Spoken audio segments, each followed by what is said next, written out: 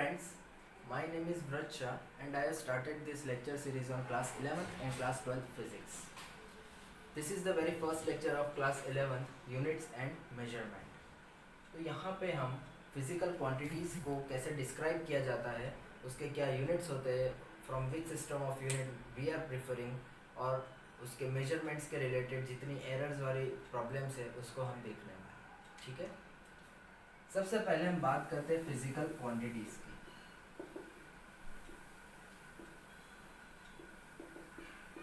क्या होता है फिजिकल क्वांटिटीज? फिजिकल क्वांटिटीज यानी किसी भी चीज को अगर आप मेजर कर सको तो उसे आप फिजिकल क्वांटिटी बोलोगे. इसके एग्जांपल ले लेते हैं, जैसे कि लेंथ. किसी भी चीज की अगर आप लेंथ मेजर करो तो वो एक फिजिकल क्वांटिटी हो जाएगा, because length is a measurable quantity. Similarly एक लेंथ को मेजर किया, दूसरी लेंथ को मेजर किया, उन दोनों को मल्टीप्लाई कर दिया, आपको वो एरिया देता है. So area is kind of physical quantity. Similarly you can think about volume. ठीक है. थोड़ा एक्सटेंड करते हैं. टाइम जो यानी कि मोमेंट जो पास होता है, एक वक्त गुजरता है. ठीक है. आप जो थोड़ा शायराना अंदाज में बोले तो वक्त गुजरता है, तो जो वक्त गुजरता है उसे हम टाइम से मेजर कर लेते हैं. ठीक है. तो time is kind of physical quantity. कुछ डिस्टेंस कवर किया कुछ टाइम में, टाइम इंटरवल में, तो उसे भी मैं मेजर कर पाऊंगा दोनों चीज़ों को साइमल्टेनियसली. तो वो क्या हो गया, वो सारी फिजिकल क्वांटिटीज़ हो गई जिसे हम स्पीड बोलते हैं. ठीक है. यानी जिस भी चीज़ को आप मेजर कर सको वो सारी चीज़ फिजिकल क्वांटिटी है. फिजिकल क्वांटिटीज़ को डिस्क्राइब कैसे किया जाता है? फिजिकल क्वांटिटी को डिस्क्राइब किया जाता है एन यू से. ठीक है. यहाँ पे एन होता है मैग्नीट्यूड, यू होता है यूनिट. ठीक है. मैग्नीट्यूड और यूनिट. इसका मैं एक एग्जांपल देता हूं. For example, the length of the pen is 10 centimetre. ठीक है. Length of the pen is 10 centimetre. यानी कि यहाँ 10 क्या हो गया, मैग्नीट्यूड, सेंटीमीटर हो गया यूनिट. ठीक है. और एक चीज यहाँ पे समझने लायक है कि लेंथ इसकी 10 सेंटीमीटर ही रहेगी, चाहे मैं उसको लिख दूं 0.1 मीटर, चाहे मैं इसको लिख दूं 100 मिलीमीटर. ये तीनों तीन सेम है. एक पेन के लिए तीनों तीन सेम है. मैं उसको 0.1 मीटर लिख रहा हूं तो इसका मतलब चेंज नहीं हो रहा. ठीक है. इसका मतलब यही है कि पेन की साइज 0.1 मीटर है, बस ये सिस्टम ऑफ यूनिट चेंज हो चुका है. ठीक है. तो इस सारी चीज़ों से हमें ये जानने को मिलता है कि किसी भी फिजिकल क्वांटिटी को डिस्क्राइब करना हो तो अकेले मैग्नीट्यूड से नहीं हो सकता और अकेले यूनिट से नहीं हो सकता. आपको दोनों का प्रॉपर मिक्सचर चाहिए, that is magnitude in a proper system of units. Proper system of units में अगर मैग्नीट्यूड को डिस्क्राइब किया जाए उसके साथ, तो ही वो फिजिकल क्वांटिटी को मीनिंग देगा. आप सोच के देखो, 10 मीटर अगर मैंने बोल दिया, 10 metre the length of pen, 10 metre is such a huge distance, वो काफ़ी बड़ा डिस्टेंस है. सिमिलरली अगर मैंने 10 मिलीमीटर बोला तो वो इतना छोटा सा डिस्टेंस होता है, 1 सेंटीमीटर. ठीक है. तो ये सारी चीज़ें हमें क्या समझा रही है? ये समझा रही है कि मैग्नीट्यूड और सिस्टम ऑफ यूनिट्स को साथ में लेके चलना है. ठीक है. तो यहाँ से हमें कुछ पता चला कि सिस्टम ऑफ यूनिट्स के बारे में, पर उससे पहले और एक चीज समझ लेते हैं, दैट इज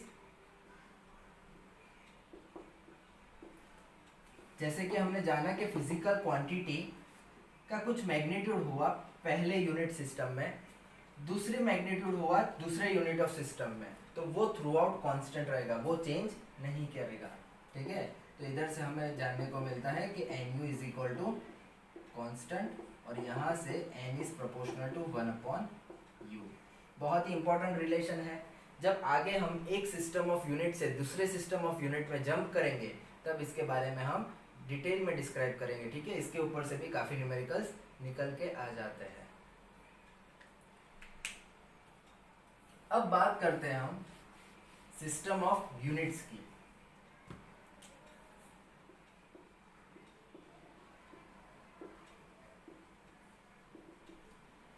अब पूरे वर्ल्ड में जितनी भी यूरोपियन कंट्रीज हैं, सभी यूरोपियन कंट्रीज एक अपनी सिस्टम ऑफ यूनिट्स लेके चलती है. फिर धीरे धीरे वर्ल्ड के दूसरे कॉर्नर में जब लोग गए तब सिस्टम ऑफ यूनिट्स वहाँ पे लोग अलग यूज़ करते थे। तो फिर एट लास्ट क्या कंक्लूड किया गया कि भैया सब अगर अलग अलग यूज़ करेंगे सिस्टम ऑफ यूनिट्स तो एक दूसरे से कम्युनिकेट कैसे करेंगे। फॉर एग्जांपल अगर आप यहाँ से फ़ोन करके बोल रहे हो कि मुझे भैया 10 सेंटीमीटर का एक पेन चाहिए या फिर 10 सेंटीमीटर का एक रॉड चाहिए और वो आपको 10 मीटर का भेज दे, तो आप बोलो 10 फीट का चाहिए, वो आपको 10 मीटर का भेज दे, तो ये सब गड़बड़ी ना हो तो डिफरेंट सिस्टम ऑफ यूनिट्स पहले स्टडी किए जाते थे, फिर लास्ट में एक इंटरनेशनल सिस्टम ऑफ यूनिट को बना दिया गया। ठीक है, तो इनिशियली कौन से थे? इनिशियली थे एफपीएस जो most of European countries follow करते थे। दूसरे थे सीजीएस, फुल फॉर्म बताता हूँ। MKS was the third. ये काफ़ी फाइनल सिस्टम जो सिस्टम इंटरनेशनल है, यानी इंटरनेशनल सिस्टम जो हमने फॉलो करनी है, ये इससे काफ़ी मिलता जुलता है, लेकिन ऐसे 4 अलग अलग सिस्टम हैं। यहाँ पे जो लेंथ होता है वो फुट में मेजर होता है, मास है वो पाउंड में मेजर होता है, टाइम सेकंड में। सिमिलरली अगर आप सीजीएस की बात करो, सेंटीमीटर,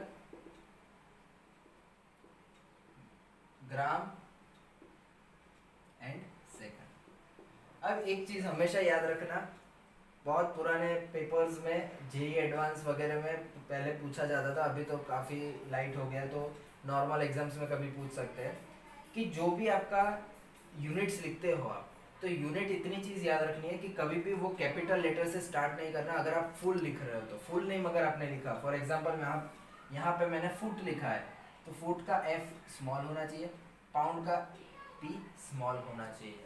ठीक है, ये लिखने का इसका एक रूल है। Clear? Similarly for MKS it was metre, kilogram, second. एक बार ऐसा क्वेश्चन बन के आ गया था जिसके अंदर करेक्ट रिप्रेजेंटेशन ऑफ यूनिट पूछा गया था, उसके अंदर यूनिट और उसके सिंबल्स लगाए गए थे और उसमें से आपको ऑप्शन चूज करना था। ठीक है, वो क्वेश्चंस भी हम बाद में देखेंगे। एसआई सिस्टम, अब एसआई सिस्टम ने क्या किया, एसआई सिस्टम को पूरे सारी क्वांटिटीज के बारे में जानना था। यहाँ पे तो मोस्टली लेंथ, मास और टाइम के लिए ही वो लोग उसको मेजर कर पा रहे थे। ठीक है, तो उन्होंने क्या बोला कि कुछ फंडामेंटल क्वांटिटीज को हम डिफाइन कर देते हैं, ठीक है, और उसके ऊपर से बाकी की जो क्वांटिटीज है उसको हम डिराइव करेंगे। अब आप ही सोचो, आपकी 11-12 साइंस के फिजिक्स में ही करीबन 40-50 फॉर्मूलाज तो आपको मिनिमम याद रखनी पड़ेगी। मिनिमम 40 से 50 फॉर्मूलाज और जो उसका एक्सप्रेशंस है वो सारे आपको याद रखने पड़ेंगे। तो इतने सारे के लिए, हर एक के लिए अलग अलग क्वांटिटी यूनिट डिफाइन करना बहुत ही मुश्किल चीज़ है। तो उन्होंने क्या किया, कुछ को फंडामेंटल मान लो और बाकी सारे उस पर डिपेंड करेंगे। ठीक है, तो यहाँ से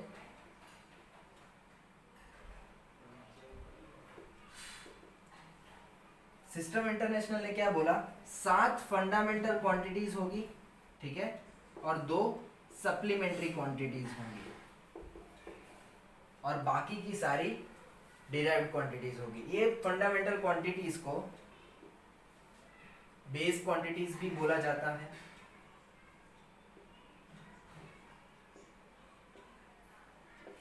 इनकी प्रॉपर्टी क्या होती है, फंडामेंटल क्वांटिटीज की प्रॉपर्टी ये होती है कि ये अंदर अंदर किसी भी अपने आप पे डिपेंडेंट नहीं होती।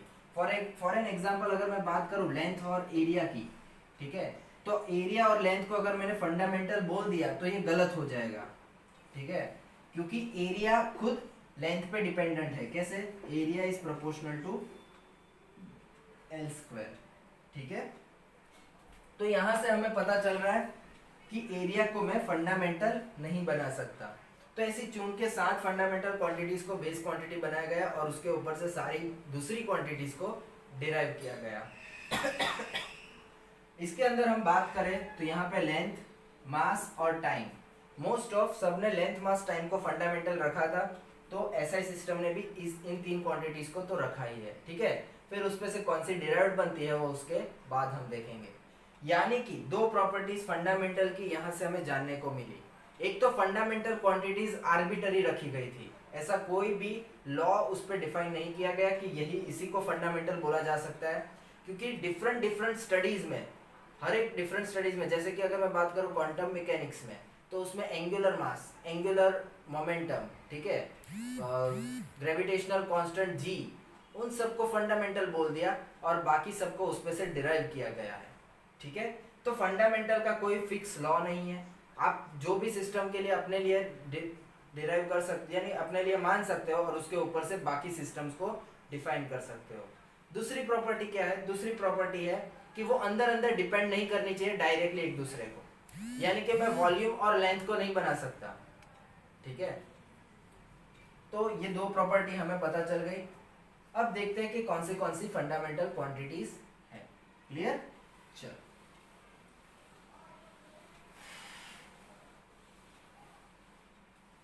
बात करते हैं फंडामेंटल क्वांटिटीज की।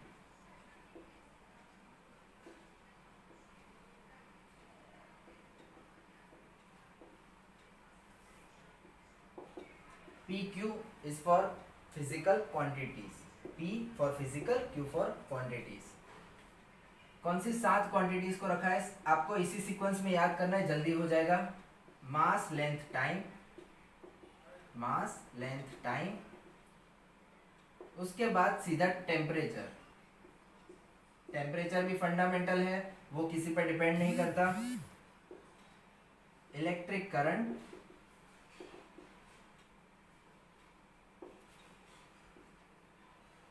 luminous intensity and amount of substance।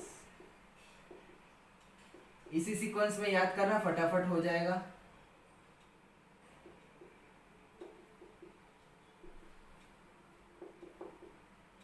Mass, length, time, temperature, electric current, amount of substance and luminous intensity, these are the fundamental quantities. तो जो क्वांटिटीज फंडामेंटल मान ली गई है, ये सारी इंटरनेशनल सिस्टम है, ठीक है। जनरली जो भी डीलिंग्स होती है वो इस क्वांटिटीज पे बेस्ड होती है। मतलब कि अगर आप कहीं से मंगवा रहे हो कि मुझे 5 kg देना, ठीक है, hence the fundamental quantities were utilised. अब फंडामेंटल क्वांटिटीज के फंडामेंटल यूनिट्स होते हैं, तो एसआई ने क्या बोला कि तुम्हें यही यूनिट्स को फॉलो करना है। फॉर एग्जांपल मास का यूनिट हो जाएगा केजी, पूरा नाम लिखते हैं हम kilogram, length in metre, time in second, सारे स्मॉल लेटर्स है बेटा, kelvin for temperature, electric current के लिए एम्पियर, अमाउंट ऑफ सब्सटेंस के लिए मोल, ल्यूमिनस इंटेंसिटी के लिए कैंडेला। एडिशनल जो सप्लीमेंट्री यूनिट्स है उसके बारे में हम डिस्कस करते हैं, उसके पहले देख लेते हैं इनके सिंबल क्या है। किलोग्राम के लिए यूटिलाइज होता है KG, metre for small M, second के लिए स्मॉल एस, केल्विन के लिए कैपिटल के। अब आप सोचे कि क्यों? करंट के लिए कैपिटल ए, मोल के लिए MOL, कैंडल के लिए कैपिटल C स्मॉल d। तो यहाँ पे ये रूल है कि अगर कोई भी सिंबल अगर आपको लिखना है ऐसा यूनिट का, ठीक है, अगर वो साइंटिस्ट के नेम के ऊपर से है तो उसको आपको कैपिटल में लिखना है, ये कंपल्सन रूल है। But if you are writing in a full spelling, अगर आप पूरा स्पेलिंग लिख रहे हो तो उसके अंदर आपको उसका इनिशियल स्मॉल रखना है, लेकिन वो अगर आप सिंबल यूज कर रहे हो तो वो कैपिटल। ये 3 है, याद हो जाएंगे, ठीक है। चलो, एडिशनली जो सप्लीमेंट्री यूनिट्स है या फिर सप्लीमेंट्री क्वांटिटीज, सप्लीमेंट्री क्वांटिटीज और फंडामेंटल क्वांटिटीज में सिर्फ इतना फर्क है कि ये भी फंडामेंटल ही है, पर इसके पास यूनिट्स होंगे बट डायमेंशंस नहीं होंगे। दोनों में क्या फर्क है ये हम बाद में देखते हैं। सप्लीमेंट्री यूनिट्स में, यूनिट्स क्वांटिटीज में उसके पास यूनिट्स होंगे लेकिन डायमेंशंस नहीं होंगे। सबसे पहला है इसका प्लेन एंगल। आप जो भी 2D में उसको मेजर करते हो, थीटा, जो अभी तक आपने मेजर किया है थीटा, ठीक है, ये प्लेन एंगल है। 2D में जितने भी एंगल्स को आप मेजर करते हो उसे आप प्लेन एंगल बोल सकते हो। प्लेन एंगल का जो यूनिट होता है उसे रेडियन बोला जाता है। एसआई ने रेडियन को फंडामेंटल यूनिट माना है, डिग्री को नहीं। आप भले ही डिग्री पढ़े हो अभी तक, बट आपको अभी डिग्री को रेडियन में कन्वर्ट करके यूज करना सीखना होगा, ठीक है। इसको सिंबलाइज किया गया है स्मॉल आर ए डी से। सिमिलरली सेकंड है वो है 3D एंगल। 3D एंगल को थोड़ा प्रैक्टिकली समझने की कोशिश करो। अगर आप पबजी खेलते हो, ठीक है, तो नहीं खेलना चाहिए वैसे, तो अगर आप वो खेलते हो तो उसके अंदर जो पैराशूट पे जो आइकन यानी को जो इंसान लगा हुआ है, ठीक है, वो पैराशूट से 3 डायमेंशनल में एक पैराशूट ऐसा खुलता है, ठीक है, वो इंसान से 3 डायमेंशनल में पैराशूट ऐसा कुछ खुलता है। तो वो जो एंगल सबस्टेंड करता है, ठीक है, वो 3 डायमेंशनल एंगल होता है। अगर आप देखने की विजुअलाइज करने की कोशिश करो, पीछे भी उससे जा रहा होता है, आगे भी जा रहा होता है, 4 कॉर्नर्स में जा रहा है, तो वो एक 3 डायमेंशनल एंगल क्रिएट कर रहा है। वो 3 डायमेंशनल एंगल को हम स्टीरेडियन में नापते हैं।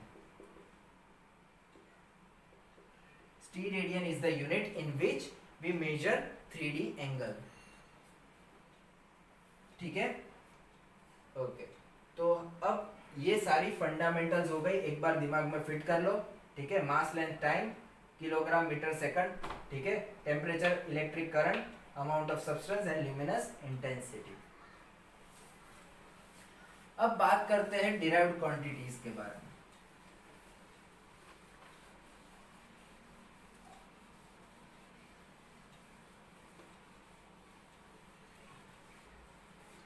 डिराइव्ड क्वांटिटीज क्या होती है बेटा, कि जो इन फंडामेंटल क्वांटिटीज पे डिपेंड करेगी उन्हें ही हम डिराइव्ड क्वांटिटीज बोलेंगे, ठीक है।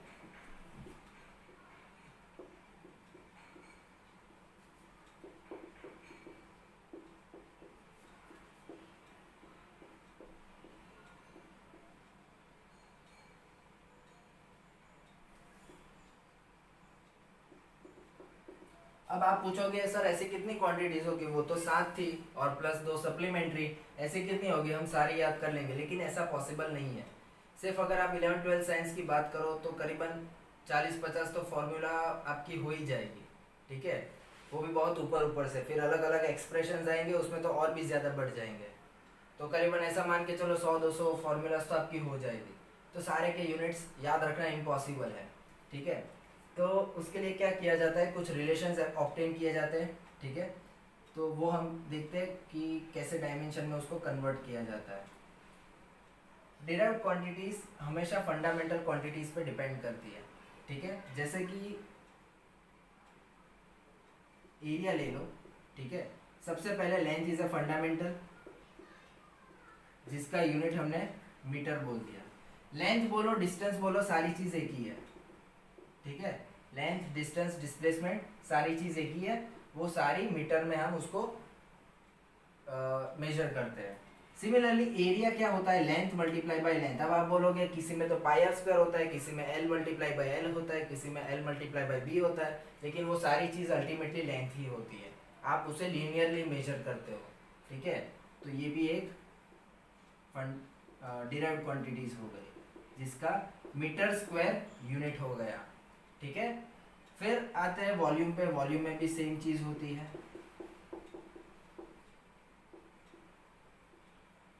तो वॉल्यूम का यूनिट क्या बन जाएगा, मीटर क्यूब, ठीक है।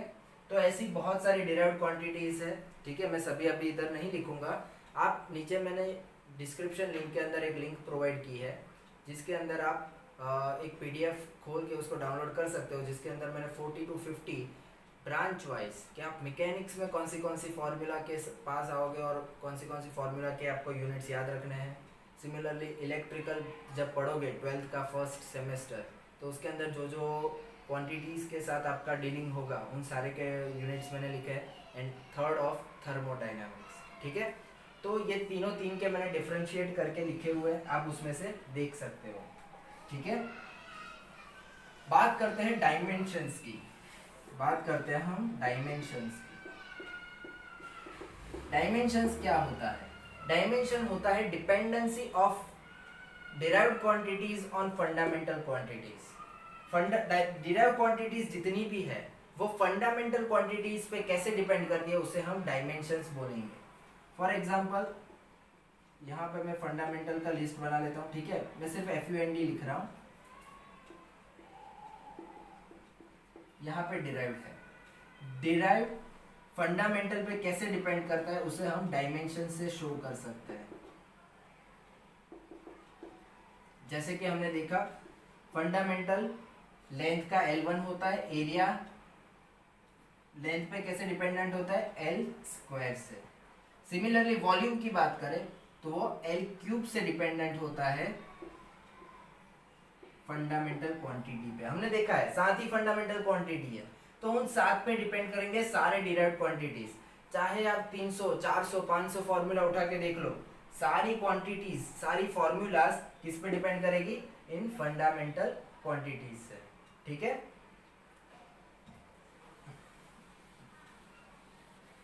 देख लेते हैं डायमेंशंस ऑफ फंडामेंटल क्वांटिटीज। अभी तक तो आपको याद हो गया होगा, मास, लेंथ, टाइम, फिर इलेक्ट्रिक करंट,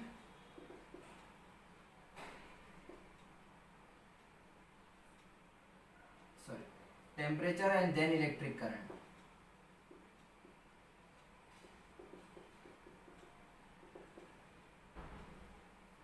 उसके बाद अमाउंट ऑफ सब्सटेंस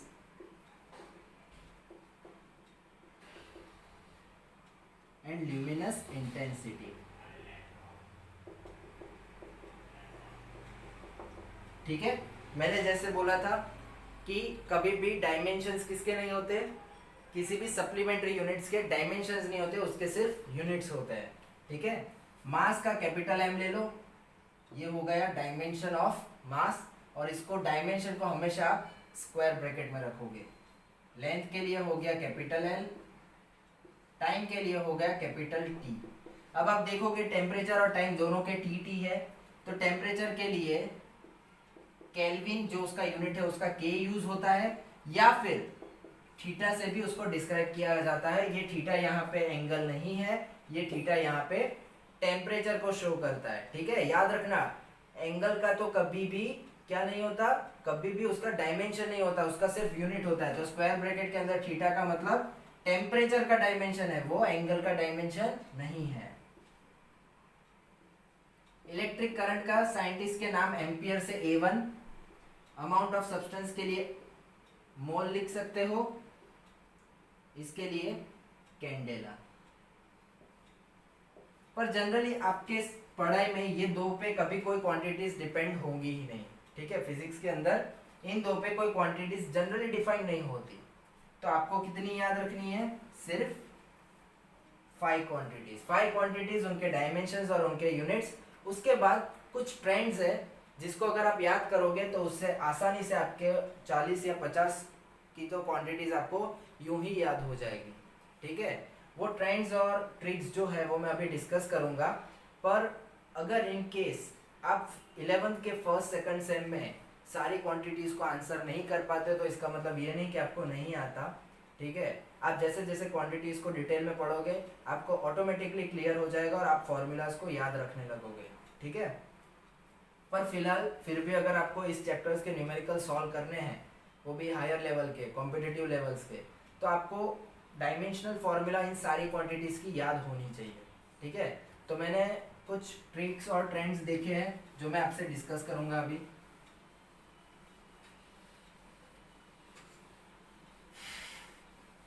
अब यहाँ पे जैसे कि मैं वेलोसिटी या फिर स्पीड को डिस्कस करना चाहूँ कि उसका डायमेंशनल फॉर्मूला क्या निकल के आ जाएगा, तो जैसे कि आपको उसकी फॉर्मूला पड़ता है डिस्टेंस अपॉन टाइम, यानी कि डिस्टेंस को नापा जाता है लेंथ में, टाइम को मेजर किया जाता है टाइम से, तो वो हो जाता है L1t-1 is the dimensional formula for speed. इतनी चीज याद रखना। अगर आप थियोरेटिकल एग्जाम दे रहे हो और आपने ये कर्व स्क्वायर ब्रैकेट नहीं बनाया तो उसके भी मार्क्स कट सकते हैं।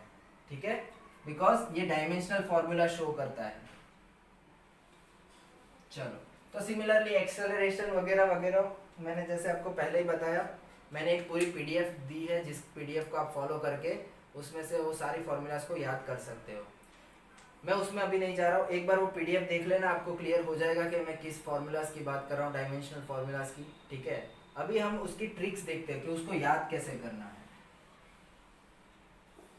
तो मैकेनिक्स पार्ट की जितने भी फॉर्मूलाज आएंगे या मैकेनिक्स पार्ट में जितने भी फंड डिराइव्ड क्वांटिटीज आएंगी उसको याद करने के लिए सबसे पहले मैकेनिक्स के 8 डायमेंशनल फॉर्मूला या फिर 8 फिजिकल क्वांटिटीज के डायमेंशनल फॉर्मूलेज आपको याद करने होंगे। कितने? 8।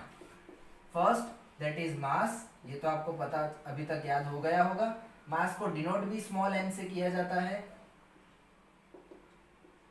और उसका फंडामेंटल डायमेंशनल फॉर्मूला भी कैपिटल M है।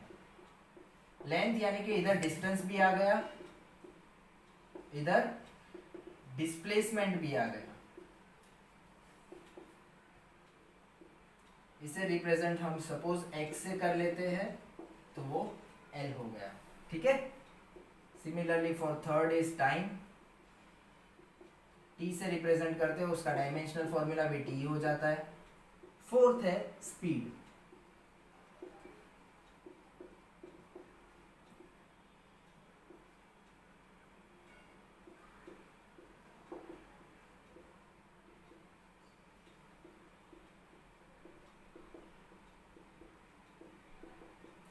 अब यहां से एक चीज हमें जानने को मिल रही है कि स्पीड और वेलोसिटी अलग अलग फिनोमिनन्स दिखा रहे हैं। वो क्या दिखा रहे हैं? अलग अलग फिनोमिनन दिखा रहे हैं। एक दिखा रहा है डिस्टेंस अपॉन टाइम, एक दिखा रहा है डिस्प्लेसमेंट अपॉन टाइम, जो आप 9th स्टैंडर्ड में पढ़े हो। ठीक है। तो अगर फिनोमिनन अलग होने से फिजिकल क्वांटिटी का डायमेंशन अलग नहीं होता, उसका मतलब जरूर अलग होता है। डिस्टेंस, स्पीड और वेलोसिटी दोनों का मतलब अलग है। ठीक है। मतलब अलग होने से डायमेंशनल फॉर्मूला नहीं बदलते। डायमेंशनल फॉर्मूला अगर स्पीड या वेलोसिटी दिख गया, चाहे वो टर्मिनल वेलोसिटी हो, चाहे वो कोई सी ड्रिफ्ट वेलोसिटी हो, कोई भी वेलोसिटी, कोई भी स्पीड, कोई भी हो, अगर स्पीड या वेलोसिटी उसके एंड में लग रहा है तो उसका डायमेंशनल फॉर्मूला नहीं बदलेगा। ठीक है। उसका खुद का मतलब बदल सकता है लेकिन उसका डायमेंशनल फॉर्मूला नहीं बदल सकता। इस चीज से आप काफी सारी फॉर्मूलाज तो यूं ही याद कर लोगे। ठीक है। स्पीड वेलोसिटी हो जाए उसके बाद एक्सेलरेशन, यही सीक्वेंस में हम पढ़े हैं। ठीक है। अगर आप इनकी डेफिनेशंस में जाओगे तो जल्दी याद हो जाएगा। एक्सेलरेशन होता है स्पीड के डिवीजन में टाइम। स्पीड का खुद का कितना है? L1t - 1, डिवीजन में और एक टाइम आ गया। ये तो सिंपल मैथमेटिकल ऑपरेशन है, ये आपको याद रहने चाहिए। ठीक है। मैथमेटिकल ऑपरेशन क्या है कि डिनोमिनेटर में अगर कोई पॉजिटिव पावर है, न्यूमरेटर में जाके नेगेटिव हो जाएगा। ठीक है। एक्सेलरेशन हो गया। अब इस मास को एक्सेलरेशन से मल्टीप्लाई करो तो फोर्स निकल के आ जाएगा। फोर्स का SI ने जो सिस्टम ने यूनिट माना है, स्टैंडर्ड यूनिट, वो है Newton, on the name of scientist Newton, जिसको अगर मैं फुल लेटर्स में लिखूं तो वो NEWTON होगा और उसका सिंबल कैपिटल N होगा। तो ऐसा यूनिट भले ही कैपिटल N है लेकिन उसकी डायमेंशनल फॉर्मूला कभी भी इसको एक्सेप्ट नहीं करेगी। डायमेंशनल फॉर्मूला में आप n⁻1 नहीं लिख सकते, क्योंकि डायमेंशनल फॉर्मूला क्या करती है बेटा? डायमेंशनल फॉर्मूला उसकी फंडामेंटल क्वांटिटीज के साथ डायरेक्ट रिलेशन दिखाता है। फॉर एग्जांपल यहाँ पे मैं फोर्स लिख रहा हूँ।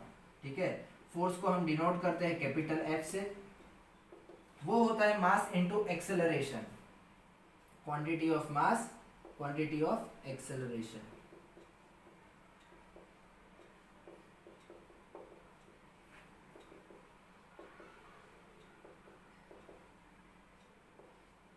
ठीक है। फोर्स का हो गया m1 L1 t -2। ये याद रखना है, ये बार बार डिराइव नहीं करना, सीधा याद रखना है। फोर्स बोले तो 1 1 -2, फोर्स बोले तो 1 1 -2, m1 L1 t -2। ठीक है। अब ये फोर्स चाहे इलेक्ट्रिकल फोर्स हो, मैग्नेटिक फोर्स हो, ठीक है, फ्रिक्शनल फोर्स हो, ग्रेविटेशनल फोर्स हो, कोई सा भी फोर्स लगा लो, फोर्स लग गया ना पीछे तो उसका डायमेंशनल फॉर्मूला 1 1 -2 हो जाएगा। ठीक है। अब बात करते हैं हम एनर्जी की। एनर्जी यानी कि work done. Energy work done दोनों एक ही चीज है। ठीक है। एनर्जी और वर्क डन दोनों एक टाइप से एक ही चीज होती है। तो वो वर्क डन और एनर्जी, उसके डायमेंशनल फॉर्मूला आपने अगर वर्क डन बचपन में पढ़ा है 9th स्टैंडर्ड में, वो होता है फोर्स मल्टीप्लाई बाय डिस्टेंस। तो इसमें m1 डिस्टेंस का 1 और ऐड हो जाएगा और आप ये याद कर सकते हो। ठीक है। ये बहुत ही इंपॉर्टेंट फॉर्मूलाज है जिसका यूटिलाइजेशन डायरेक्ट करना होता है बाकी की डेरिवेशंस में। जैसे कि अगर मैंने प्रेशर पूछ लिया तो प्रेशर क्या होता है, आपके छोटे से दिमाग पे, छोटे से दिमाग के सरफेस एरिया के ऊपर बहुत सारा फोर्स लग रहा है। पढ़ाई का फोर्स, खेलने नहीं जाने का फोर्स, कोरोना का फोर्स, सारे फोर्सेस लग रहे हैं, ठीक है। तो फोर्स एरिया पे लग रहा है, उसको हम प्रेशर बोलते हैं। तो प्रेशर क्या हो जाता है, फोर्स अपॉन एरिया।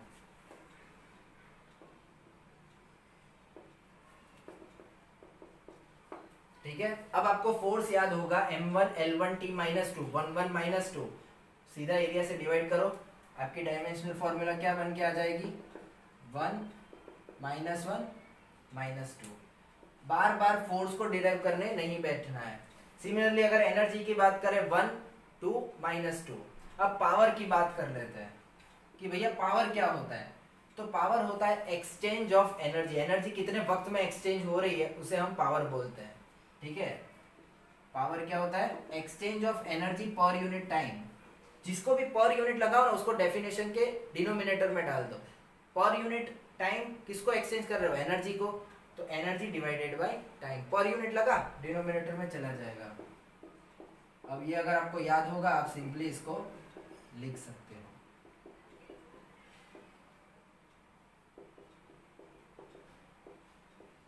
ठीक है, इतनी चीज क्लियर हो गई। आप बोलोगे इसमें क्या ट्रिक आया, इसमें क्या ट्रेंड आया, तो अभी तक तो स्टार्ट ही नहीं हुआ, अब आगे स्टार्ट होगा। पर इतनी चीज अगर आपको याद हो गई अच्छे से, तो अब जितनी भी 40-50 फॉर्मूलाज हैं आप सारी याद कर पाओगे। मैं छोटी सी आपको ट्रिक्स दे देता हूँ, ठीक है। मैं इसको रब कर रहा हूँ, बस अपने दिमाग में प्रिंट कर लेना।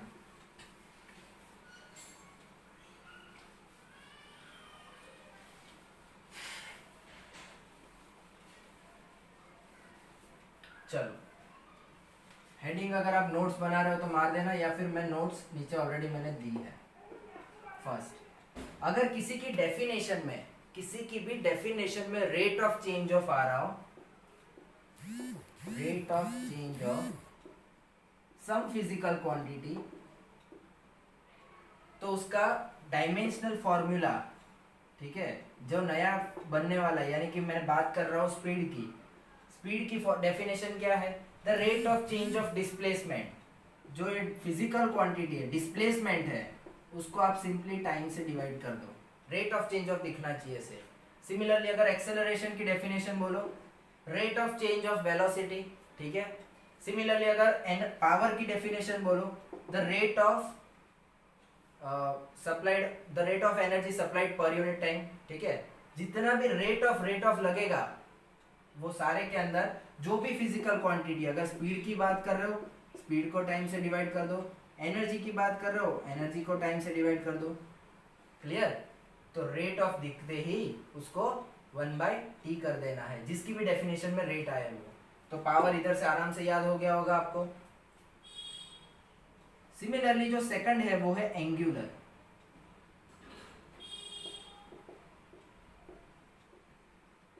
जिसके भी आगे एंगुलर वर्ड जुड़ जाए उसको लेंथ से डिवाइड कर दो। फॉर एग्जांपल जितने भी आपने लीनियर मोशन 9th स्टैंडर्ड में पढ़े होंगे, तो लीनियर मोशन से आपने डिस्प्लेसमेंट पढ़ा, डिस्टेंस पढ़ा, ठीक है। उसके बाद आपने क्या पढ़ा होगा, वेलोसिटी, स्पीड, एक्सेलरेशन, इतनी सारी क्वांटिटीज पढ़ी। अब वो सारी लीनियर मोशन में थी, उसको अगर मैं रोटेशनल मोशन में कर दूं तो मतलब कि कितना एंगल कवर किया, तो angular displacement, angular distance, angular velocity, angular speed, angular acceleration, उन सब की अलग से याद नहीं करनी है। जो भी ये स्पीड वेलोसिटी के आपने याद रखी है उसको बस लेंथ से डिवाइड कर दो। तो एंगुलर के अंदर हम क्या ट्रिक याद रखेंगे, physical quantity divided by length. Clear, इतनी चीज क्लियर हो गई। एक एग्जांपल भी दे दो।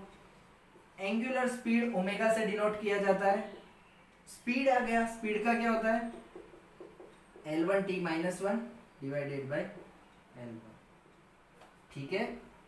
तो ये हो जाएगा L0t माइनस 1। और यहाँ पे ध्यान रखने वाली चीज ये है कि ये उसका सिर्फ डायमेंशनल फॉर्मूला है। अगर यूनिट की बात करें तो जो L0 हो रहा है वो L की जगह पे यहाँ पे रेडियन लग जाएगा। क्या लग जाएगा, रेडियन, यानी रेडियन पर सेकंड। L0 यानी लेंथ का 0 है तो मीटर तो लगेगा नहीं, टी इनवर्स का मतलब डिनोमिनेटर में सेकंड आने वाला है। पर यहाँ पे जो लेंथ 0 वो रेडियन हो जाएगा because of this word angular. तो इस हिसाब से एंगुलर एक्सेलरेशन क्या हो जाएगा, रेडियन पर सेकंड स्क्वायर, ठीक है। एंगुलर डिस्टेंस क्या हो जाएगा, या फिर एंगुलर डिस्प्लेसमेंट ओनली रेडियन, और उसका m0 l0 t0 बन जाएगा, ठीक है। तो एंगुलर का क्या होगा, यूनिट होगा पर डायमेंशन बिल्कुल नहीं होगा, क्लियर।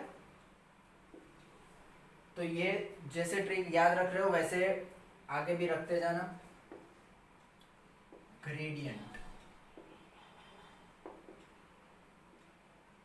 एंगुलर हमेशा प्रीफिक्स में यूज होता है, angular displacement, angular velocity, angular acceleration, ठीक है। ग्रेडियंट सफिक्स में यूज होता है, energy gradient, pressure gradient, force gradient. Gradient basically क्या होता है, जैसे कि कोई भी एक लीनियर चीज है, ठीक है, जैसे कि ये मान लो इसकी लेंथ को वेरी करते हुए किसी और फिजिकल क्वांटिटी को वेरी किया गया। क्या मतलब, एक एग्जांपल समझ लो, ये लेंथ ऑफ पेन है, ठीक है, मैंने ऐसे कुछ फोर्स लगाया है, मैंने कैसे फोर्स लगाया है कि अगर लेंथ में आप आगे जाते जाओगे तो फोर्स की वैल्यू डिक्रीज होती जाएगी। क्या किया, लेंथ के साथ अब अगर आगे बढ़े पेन की लेंथ के साथ, तो मैंने ऐसा कुछ फोर्स प्रोवाइड किया है, तो ये फोर्स को मैंने लेंथ के साथ कुछ रिलेशन किया, दोनों को मैं मेजर कर पाऊंगा, उस चीज को ग्रेडियंट बोला जाता है। ग्रेडियंट यानी आप डिस्टेंस के रिस्पेक्ट में किसी और क्वांटिटी को वेरी करा रहे हो, ये फोर्स ले लो, ये एनर्जी ले लो, ये प्रेशर ले लो, ठीक है। फोर्स, एनर्जी, प्रेशर, किसी भी चीज को अगर आप डिस्टेंस के साथ वेरी कराओ तो उसे ग्रेडियंट बोला जाता है, ठीक है, उसे क्या बोला जाता है, ग्रेडियंट। तो ये ग्रेडियंट कैसे कैसे आ सकते हैं, एनर्जी ग्रेडियंट, और इसमें करना क्या है, इसमें भी लेंथ से डिवाइड करना है, लेकिन अगर इसका यूनिट पूछा जाए तो इसमें रेडियन ऐड नहीं होगा। वापस मैं लिखता हूं, इसमें रेडियन नहीं ऐड करना है, यूनिट में भी।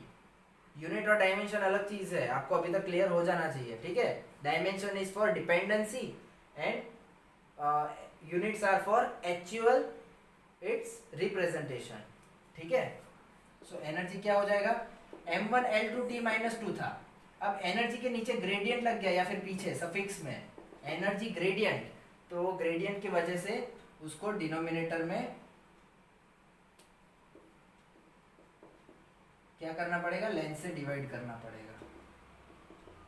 आप बोलोगे ये तो फोर्स हो गया, तो यही डायमेंशनल एनालिसिस का सबसे बड़ा ड्रॉबैक है कि वो सेम डायमेंशंस के होने के बावजूद उसका मीनिंग अलग अलग होता है, ठीक है। सेम डायमेंशनल फॉर्मूलाज काफी क्वांटिटीज के आते हैं, और इस पे मोस्ट प्रोबेबली एक एमसीक्यूज तो आपको देखने को मिलेगा ही, 1 से 2 क्वेश्चंस सारी एग्जाम्स में, जिसमें किसी भी दो क्वांटिटीज के बीच में आपको जानना होता है कि क्या इनकी डायमेंशनल फॉर्मूला सेम होती है या नहीं होती, ठीक है।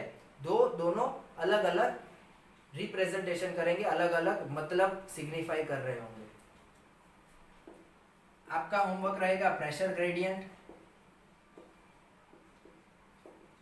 और फोर्स ग्रेडियंट का यूनिट बताना है, डायमेंशंस बताना है, ठीक है।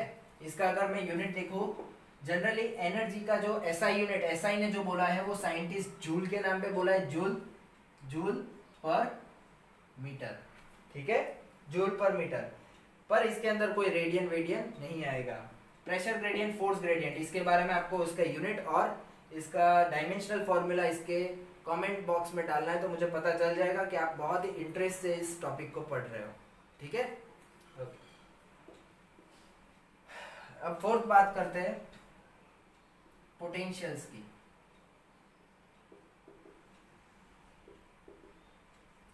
बेसिकली बहुत टाइप के पोटेंशियल्स आते हैं, जैसे कि अगर मैं इलेक्ट्रिकल के अंदर बात करूं इलेक्ट्रिकल पोटेंशियल आ जाएगा, अगर मैकेनिक्स के अंदर बात करूं तो ग्रेविटेशनल पोटेंशियल आ जाएगा, अगर थर्मोडायनेमिक्स के अंदर बात करूं तो थर्मल पोटेंशियल आ जाएगा। तो पोटेंशियल एक ऐसी टर्म है जो मल्टीपल चीज़ों के लिए यूज होती है, बट ये एनर्जी की तरह नहीं है, ठीक है। यहाँ पे सबका डायमेंशनल फॉर्मूला भी अलग होगा, पर उसको कैसे याद किया जा सकता है, एनर्जी अगर एक यूनिट मास के लिए मैकेनिक्स में है तो मास आ जाएगा, ठीक है। एनर्जी पर यूनिट मास है तो ये ग्रेविटेशनल पोटेंशियल हो जाएगा, इसे भी V से डिनोट किया जाता है, ब्रैकेट में मैं कैपिटल G लिख रहा हूँ फॉर ग्रेविटेशनल। एनर्जी पर यूनिट मास, मास इसकी फंडामेंटल क्वांटिटी हो जाएगी। सिमिलरली अगर ये इलेक्ट्रिकल में यूज हुआ तो एनर्जी पर यूनिट चार्ज, यानी एक छोटे से एलिमेंट कितनी एनर्जी एक्सपेंस करता है आप उससे याद रख सकते हो। अगर मैकेनिक्स में बात कर रहे हो तो छोटा सा एलिमेंट मास होगा। अगर एक इलेक्ट्रिक फील्ड के अंदर बात कर रहे हो, यानी फिर इलेक्ट्रिसिटी के अंदर बात कर रहे हो, इलेक्ट्रोमैग्नेटिज्म के अंदर, तो छोटा सा एलिमेंट चार्ज होता है जो मूवमेंट करता है। वैसे ही अगर थर्मल पोटेंशियल की बात करो तो वो थर्मल पोटेंशियल के अंदर एनर्जी पर यूनिट टाइम। ठीक है, इतनी चीज याद रह जाएगी आपको। किसी भी पोटेंशियल में उसका एलिमेंटल पार्ट से उसको एनर्जी को डिवाइड कर देना है। एनर्जी तो 1 2 -2 वो तो रहेगा ही रहेगा, उसको बस उसके एलिमेंटल पार्ट से आपको डिवाइड कर देना है। तो आई होप बाकी का तो आप अपने आप ही निकाल लोगे, बट इस चीज को याद रखना बहुत इंपॉर्टेंट है, बिकॉज पोटेंशियल डायरेक्टली पूछा जाता है, उसके अंदर कोई उल्टा सीधा नहीं करते, सीधा पूछ लेते हैं कि what is the dimensional formula for electrical potential. ठीक है, आई होप आपको ये चीज समझ में आ गई होगी। ठीक है,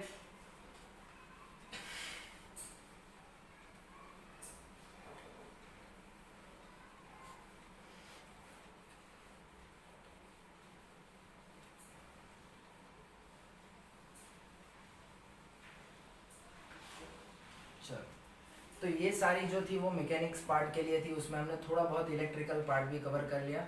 अब दूसरा पार्ट हम लेते हैं, दैट इज थर्मोडायनामिक्स। पहले थर्मोडायनामिक्स ले लेते हैं, उसके बाद डायरेक्टली थर्ड पार्ट इलेक्ट्रिकल ले लेंगे। ठीक है,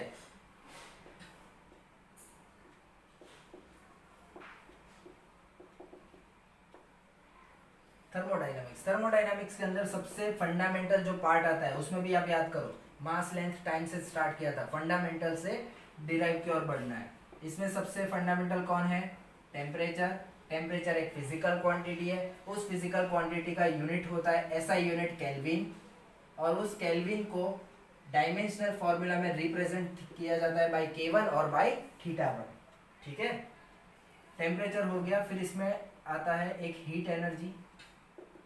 अब मेरे प्यारे बच्चों को पता चल ही गया होगा, एनर्जी दिखा, एनर्जी दिखा तो सीधा जूल उसका ऐसा यूनिट होगा, और m1 l2 t-2, here it is joule.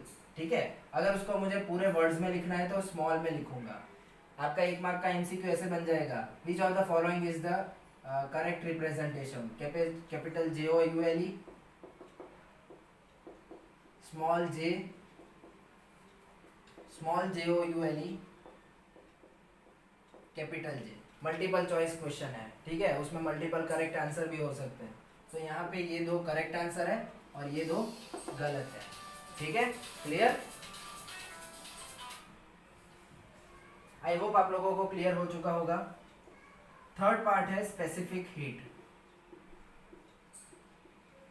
Capacity. ये बहुत ही ज्यादा इंपॉर्टेंट है। ठीक है, अब इसके अंदर सारा चीज हीट एनर्जी के साथ रिलेशन में ही होगा।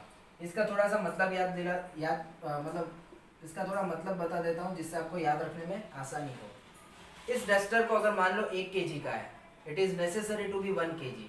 1 kg का इसका टेम्परेचर जो भी है उसको मुझे 1 केल्विन बढ़ाना है, तो जितनी एनर्जी सप्लाई करूंगा उसे मैं स्पेसिफिक हीट कैपेसिटी बोलूंगा। एनर्जी सप्लाइड, ठीक है, हीट एनर्जी, एनर्जी सप्लाइड पर यूनिट मास, मैंने बोला था पर यूनिट लगाओगे तो उसको डिनोमिनेटर में डाल देना है। पर unit mass and per unit temperature, उसको हम क्या बोलेंगे? Specific heat capacity. स्पेसिफिक यानी पर मास, ठीक है, और कैपेसिटी के हीट कैपेसिटी के लिए टेम्परेचर आ गया। तो इससे अगर आप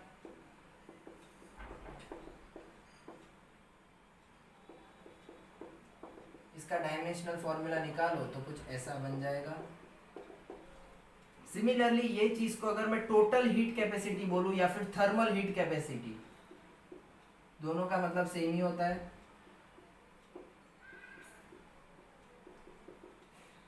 कैपिटल S से डिनोट किया जाता है।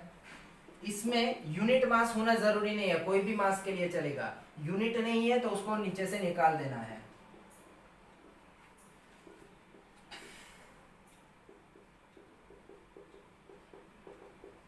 इतना दिमाग में बैठ गया?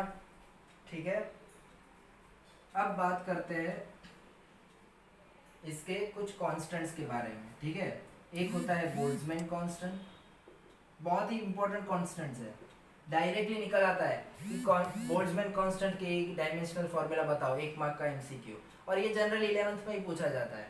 12th के बाद नहीं पूछेंगे, क्योंकि तब तक आपने एक बार पढ़ लिया होगा ये टॉपिक और आपको आ जाएगा, ठीक है। तो बोल्ट्जमैन कांस्टेंट केबी से डिनोट किया जाता है। उस केबी का डायमेंशनल फॉर्मूला, ये भी एनर्जी पर यूनिट टेम्परेचर होता है। क्या होता है बेटा? वो एनर्जी पर यूनिट टेम्परेचर। तो एनर्जी पर यूनिट टेम्परेचर यानी यही डायमेंशनल फॉर्मूला हो जाएगी, आप आसानी से कर लोगे। दूसरा जिससे बच्चे कंफ्यूज हो जाते हैं, थर्मल के अंदर ये दो ही याद करने सबसे मुश्किल है, ठीक है, क्योंकि उसके अंदर 1 2 -2 K -1 जैसी चीजें आती है। दूसरा नाम है स्टीफन बोल्ट्जमैन कांस्टेंट।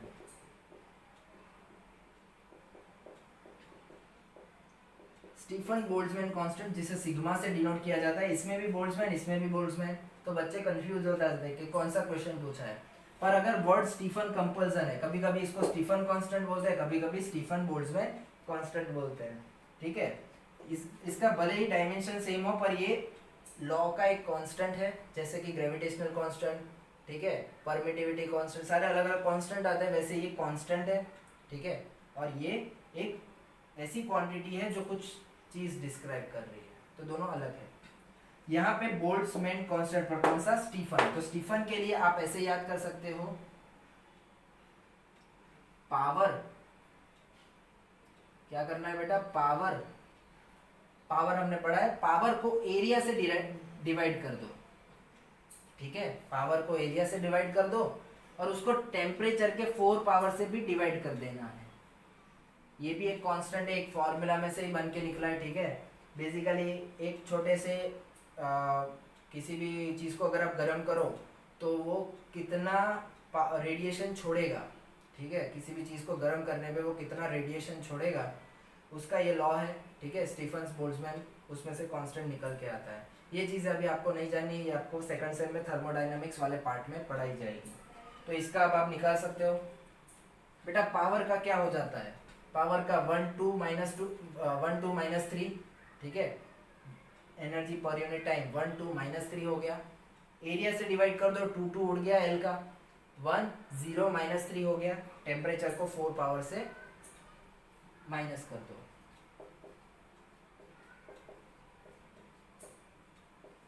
क्लियर? तो अब ऐसा क्वेश्चन ऐसा हमें याद ही नहीं आता कभी, पर अगर हमने यहाँ से याद किया हो तो कभी भूल भी नहीं पाओगे, ठीक है। इतनी चीज क्लियर हो गई। अब ये थर्मोडायनामिक्स का है, इसके बाद के जितने भी हैं मोस्ट ऑफ आप खुद कर सकते हो। एक और कांस्टेंट है जिसे प्लैंक्स कांस्टेंट कहा जाता है,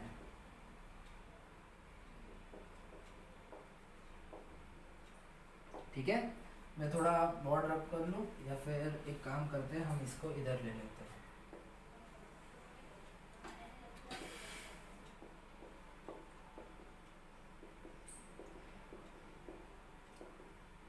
एक इक्वेशन है, ठीक है, एक इक्वेशन है, energy is equal to Planck's constant multiply by frequency. Frequency क्या होता है वो मैंने पीडीएफ में दिया है, ठीक है। पर यूनिट टाइम, एक टाइम पीरियड में कितने नंबर ऑफ रिवॉल्यूशन, उसको फ्रीक्वेंसी बोला जाता है। अभी आपके दिमाग में शायद ना भी बैठे, फ्रीक्वेंसी को आपको याद रखना है टाइम के इनवर्स, टाइम का इनवर्स। तो यहाँ से प्लैंक कांस्टेंट क्या निकल के आ जाता है?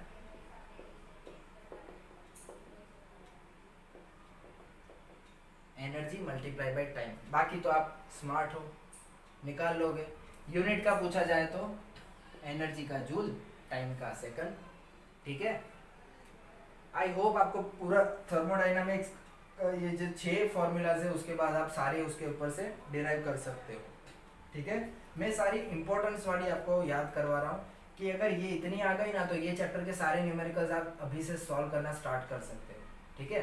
और 12th वाले बच्चे भी अगर जो वापस देख रहे हैं तो उनको याद आ रहा होगा कि हाँ ऐसी कुछ फॉर्मूलाज थी जिनके हमें फॉर्मूला, डायमेंशनल फॉर्मूला वगैरह हम भूल चुके हैं, उसको याद करना है।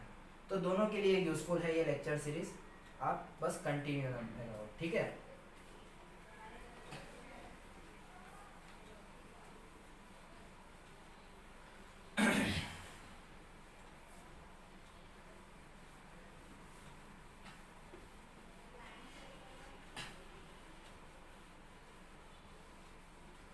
मैकेनिक्स वाले पार्ट में और दो चीज जोड़ देना, ठीक है। एक होता है इंटेंसिटी, एक होता है डेंसिटी। इंटेंसिटी जहां पे भी दिखे, ठीक है, इंटेंसिटी जहां पे भी दिखे वहां पे उसको वॉल्यूम से एरिया से डिवाइड कर देना है। For example power intensity,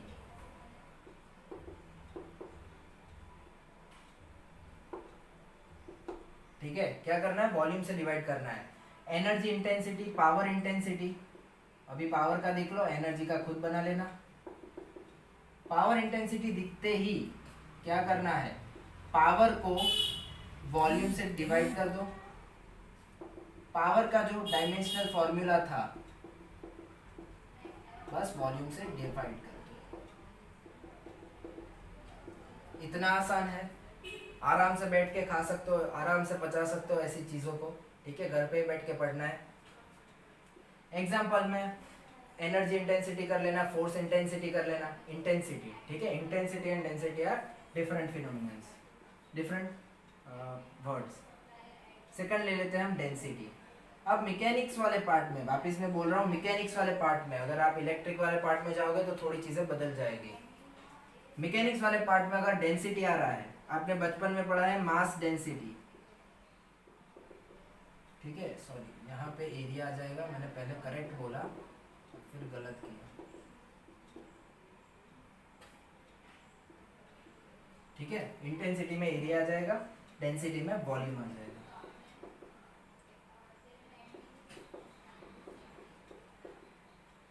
mass density, मास को क्या करोगे, वॉल्यूम से डिवाइड करोगे। सिमिलरली अगर मैंने बोल दिया energy density, power density, pressure density, ठीक है, डेंसिटी इंटेंसिटी, समझ में आ रहा है डिफरेंस। इंटेंसिटी में एरिया से डिवाइड कर लो, डेंसिटी में वॉल्यूम से डिवाइड कर लो।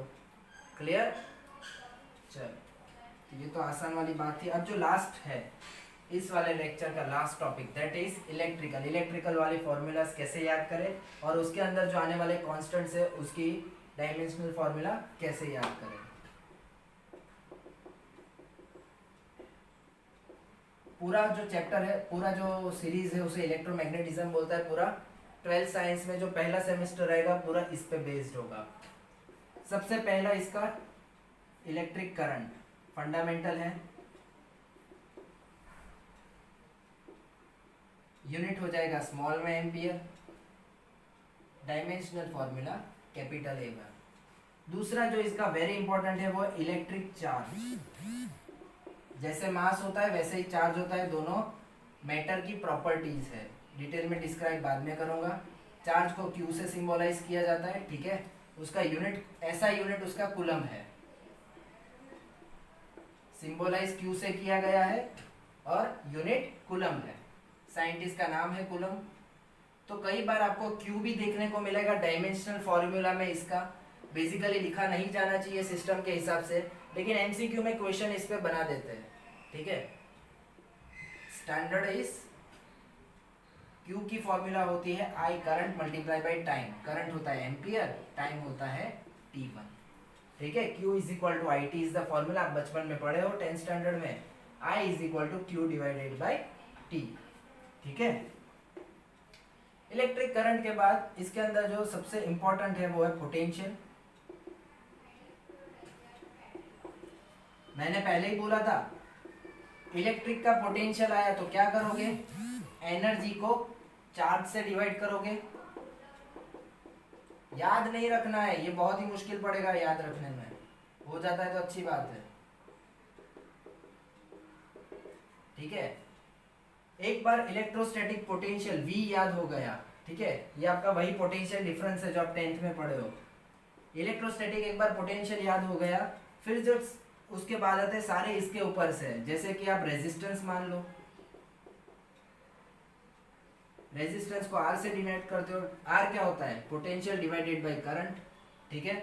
पोटेंशियल के लिए क्या हो जाता है,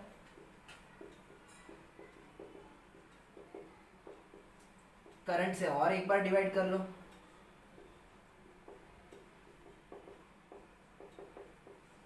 ठीक है। कैपेसिटेंस, किसी भी चीज की चार्ज को स्टोर करने की कैपेसिटी को कैपेसिटेंस कहा जाता है,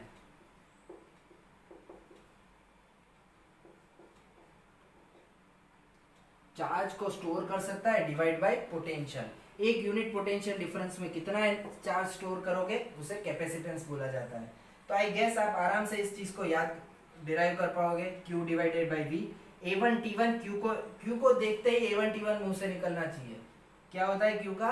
A1 T1, V for potential. तो सब्स्टिट्यूट कर लो, आंसर मिल जाएगा। ठीक है, आई होप आपको इलेक्ट्रोमैग्नेटिज्म की ये फंडामेंटल 5-6 चीजें आराम से याद हो गई होगी। अब जो भी आते हैं वो सारे कॉन्स्टेंट्स है, जितने भी इंपॉर्टेंट कॉन्स्टेंट्स है मैं उसको अभी डिराइव कर रहा हूँ और आपको वो कॉन्स्टेंट्स याद रखने हैं। और नेक्स्ट आने वाला जो लेक्चर रहेगा हमारा, वो कॉन्स्टेंट्स की मदद से हम डायमेंशनल एनालिसिस की 4 एप्लीकेशंस देखेंगे।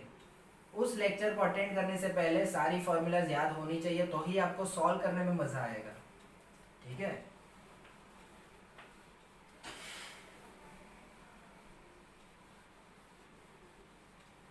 चलो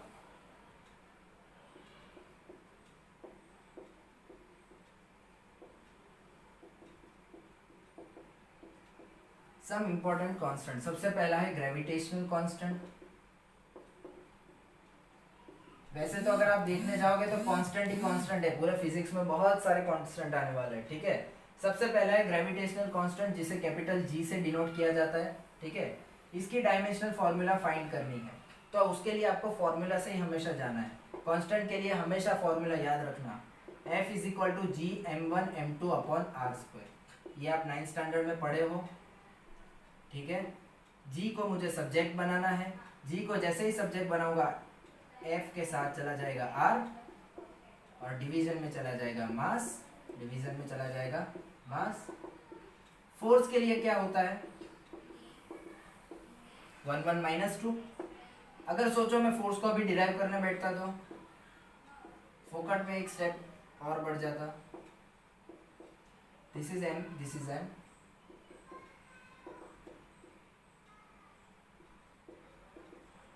हो सके तो ये जी भी याद रख लेना, कोशिश करना, नहीं होता है तो बात अलग है। ठीक है, क्योंकि जी को हम डायरेक्टली यूटिलाइज करेंगे। ग्रेविटेशनल कांस्टेंट के बाद परमिटिविटी, इसे generally permittivity of free space बोला जाता है। जैसे हमने आगे ये ग्रेविटेशनल फोर्स का ग्रेविटेशनल लॉ पढ़ा है, वैसे ही कूलम्ब्स लॉ होता है इलेक्ट्रिकल फोर्स के लिए। तो इलेक्ट्रिकल, ये ग्रेविटेशनल फोर्स है, ये इलेक्ट्रिकल फोर्स है। इलेक्ट्रिकल फोर्स क्या कहता है कि भैया दो चार्ज का product divided by distance square, दो मास का प्रोडक्ट डिस्टेंस स्क्वायर, दो चार्ज का प्रोडक्ट डिस्टेंस स्क्वायर। यहाँ पे जो कांस्टेंट होता है वो होता है 1 divide by 4 pi epsilon not. कभी भी कोई भी न्यूमेरिकल वैल्यू होती है 4 पाई, जब तक ना बोला जाए, अगेन जब तक ना बोला जाए तब तक उसका कोई डायमेंशन नहीं होता। अगर बोल दिया जाए कि ये एग्जिस्ट करता है, इसका डायमेंशन है, ठीक है, तो उसे हमें एक्सेप्ट करना पड़ता है। क्लियर? तो यहां से मुझे कुछ बोला नहीं है तो मतलब इसका कोई डायमेंशन नहीं है, इसका डायमेंशन 0 मान लेना है। तो इसको निकालिए, तो डायमेंशन के फॉर्मूला में निकाल सकते हो जब आप स्क्वायर ब्रैकेट बनाओ। अगर स्क्वायर ब्रैकेट नहीं बनाया तो ये 4 पाई नहीं निकलेगा फॉर थियोरेटिकल एग्जाम। ठीक है, ये चीज दिमाग में बिठा के चलना। एप्सिलॉन नॉट को सब्जेक्ट बनाओ,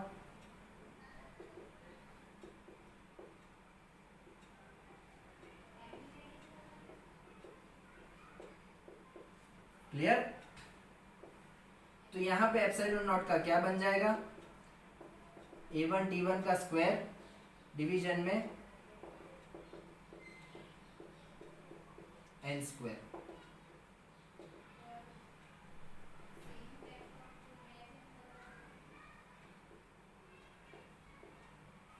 याद रह जाएगा परमिटिविटी का। अभी इधर मेरा एक मार्क कट हो जाता। ठीक है, परमिटिविटी का क्या हो जाएगा? M-1 L-3 T4 A1। याद रखना इधर से मुश्किल है, लेकिन यहां से आप इजीली याद कर सकते हो।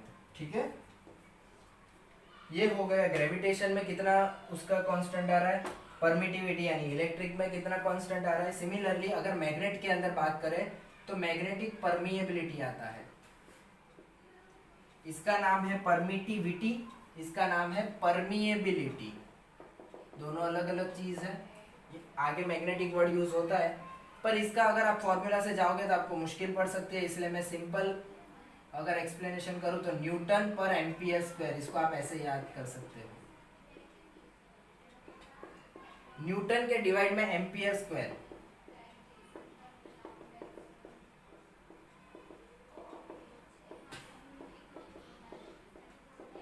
ठीक है, ये थोड़ा आसान पड़ेगा आपको याद करने के लिए। क्लियर? जो फोर्थ है वो है विस्कोसिटी। ठीक है, फोर्थ है विस्कोसिटी। बेसिकली विस्कोसिटी क्या होता है, ईटा से डिनोट किया जाता है। पानी जो फोर्स लगाता है उसे विस्कस फोर्स बोला जाता है, उसके लिए भी आप फॉर्मूला याद रख सकते हो, ये वापस कांस्टेंट हो गया। आर डिस्टेंस और वेलोसिटी को मल्टीप्लाई करते ही फोर्स मिलना चाहिए, पर बीच में आ जाता है ईटा। ईटा को विस्कोसिटी बोला जाता है। Eta is equal to force divided by R V. पर ये कब लिख सकते हैं हम, ये लिख सकते हैं जब हमने स्क्वायर ब्रैकेट बनाया हो। अगर स्क्वायर ब्रैकेट ना बनाया हो तो नहीं लिख सकते।